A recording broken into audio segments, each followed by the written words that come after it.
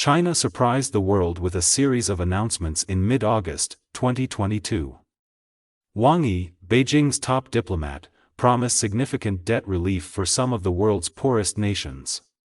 The announcement was made at the Forum for China-Africa Cooperation's ministerial meeting. In addition to increasing food assistance to the continent, Wang committed to no longer requiring repayment of concessional loans that had recently reached maturity but had been unpaid by 17 African countries. Unpaid balances on loans primarily extended by China's Ministry of Commerce, or, less frequently, the Export-Import Bank of China, are thus scheduled to be cancelled. Details about beneficiaries and credit lines are still to be released. But from an African standpoint, this was welcome, if somewhat expected, news. This proclamation came at an opportune time, given the growing fear of a debt crisis threatening many developing countries. This includes a number of African countries. In 2020, Chinese public and private lenders accounted for 12% of the continent's external debt of $696 billion. Prior to the pandemic, the continent's average debt-to-GDP ratios exceeded 50%.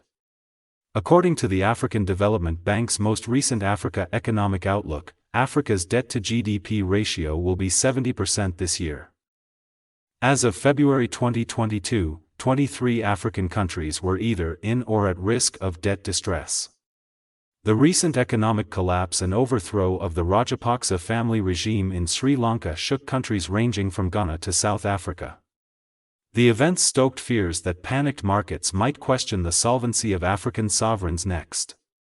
Ghana and South Africa are particularly concerned about a vicious cycle of rating agency downgrades and rising trade imbalances.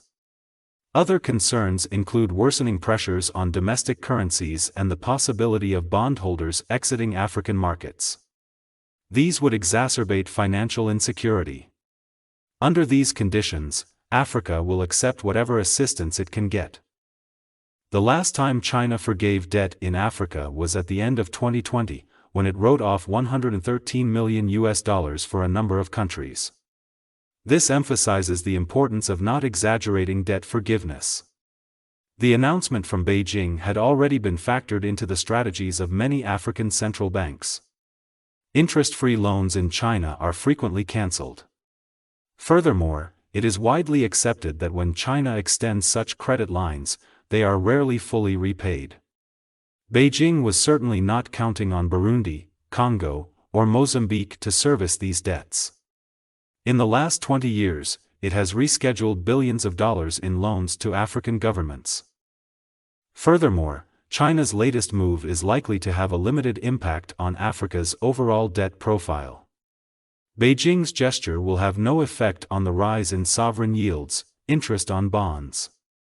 It will also not alleviate the downward pressure on exchange rates that many African countries have faced in the last year.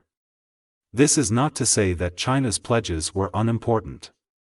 This round of Chinese cancellations may have an impact on some individual countries. Most of Africa's debts to China are owed by 5 states: Angola, Ethiopia, Kenya, Nigeria, and Zambia. Any scrapping of outstanding balances could usefully help rebalance their liabilities away from an overdependence on Beijing. Cancellations of even $50 million would make a significant difference in the ability of Africa's poorest countries, such as Madagascar or Niger, to pay for basic services. However, the political significance of the latest developments is likely to outweigh their financial impact. This is exemplified by the fact that, in contrast to previous cancellations, Beijing's debt relief proposals were met with great fanfare. This reflects China's perception of being under pressure in the international debt debate. The Trump administration accused China of entangling developing countries by extending credit to debtors it knows lack the ability to repay.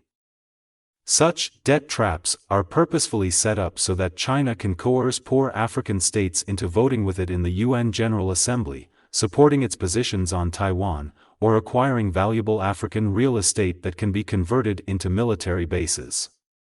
Or so the story goes. The Biden administration has been more circumspect in accusing China of debt trap diplomacy. It, too, has put Beijing on the defensive by accusing it of using its creditor power to hold African states hostage. Furthermore, allegations about China's encouragement of parallel public finance accounting and its refusal to accept Paris Club conventions for facilitating debt restructurings have heavily influenced flagship initiatives of the World Bank and the International Monetary Fund.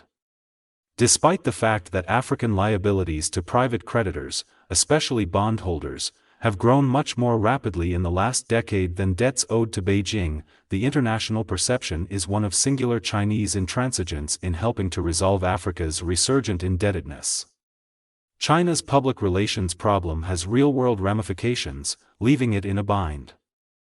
Although Foreign Minister Wang condemned a zero-sum Cold War mentality, in remarks accompanying the promised debt relief for 17 African countries, his rebuttal was clearly designed to score some geopolitical points as well. His desire to maneuver China out of its defensive position is also evident in Beijing's recent concessions to assist recurrent defaulter Zambia in restructuring its liabilities. Chinese concessions were critical in reaching a debt agreement with Zambia. It may set a precedent for how Beijing and other lenders could collaborate on similar assistance for other countries. The Zambian deal was done under the G20 Common Framework for Debt Treatments, which also received a $1.3 billion bailout package from the International Monetary Fund for effective relief.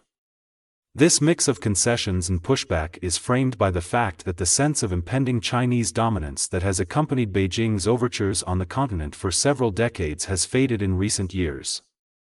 The scaling back of Xi Jinping's Belt and Road Initiative ambitions, including significantly reduced credit lines for African states as Beijing prioritizes domestic goals, has perplexed many on the continent. So did the previous decision to only allocate $10 billion in special drawing rights to Africa through the International Monetary Fund, while China has little obvious use for its $38 billion quota. Conclusively, China's announced cancellation of loan balances that were unlikely to be serviced in full anyway appears to be a low-cost political move for China to reaffirm its deep ties with African sovereigns and emphasize mutual goodwill at this time. That could be the case in the short term. However, Beijing's decision has little impact on Africa's growing indebtedness. In the midst of geopolitical posturing by China and the United States, there is little indication that global powers or international financial institutions will finally address the systemic drivers of the resurgence of African debt. China's recent announcement is, unfortunately, business as usual in that regard. Thanks for watching. If you like this type of content, make sure you subscribe and turn on the notification bell for more stories.